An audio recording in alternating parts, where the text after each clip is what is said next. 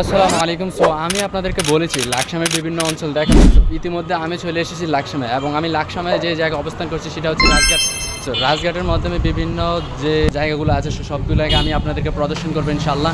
So ইতিমধ্যে রাস্তাটা দেখছেন সেটা দিয়ে অনেক দিকে যাওয়া যায়, বিশেষ করে এখান দিয়ে অনেকেই নবাব ফয়জুন্নেসা কলেজে যাওয়া যায়। আবার হচ্ছে যেটা অনেকগুলো রাস্তা আছে নবাব ফয়জুন্নেসা কলেজে, যেটা আমাদের লাকসাম সিটিতে খুবই জনপ্রিয়। আর এর সাথে সাথে আপনারা হয়তো দেখতে পাচ্ছেন যে চারপাশে যেগুলা দোকানপাট আছে সবগুলো ইতিমধ্যে বন্ধ, কারণ এখন সময়টা হচ্ছে মর্নিং টাইম। যার ফলে মানুষ এখনও ঘুম থেকে উঠে তাড়াতাড়ি আসতে পারেনি, যার ফলে মানুষ এখনও দোকানে খোলে নাই।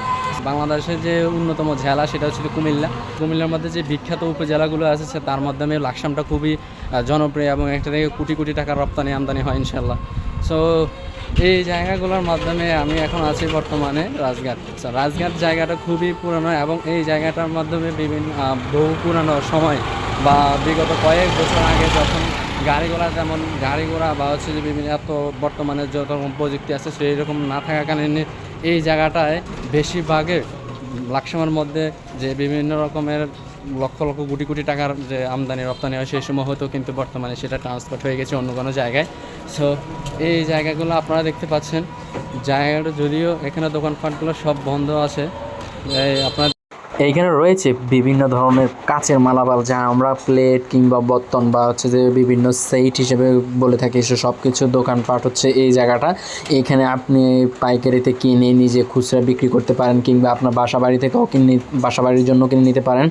এইখানে সব কিছুই রপ্তানি এবং হচ্ছে আমদানি হয়ে থাকে।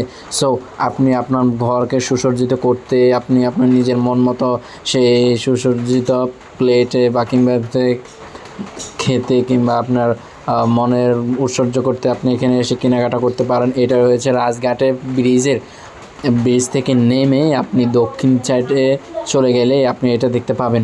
এবং আমরা এখন দেখতে পাচ্ছি যেটা হচ্ছে রাজঘাট, সামনে রয়েছে রাজঘাটের মোড়।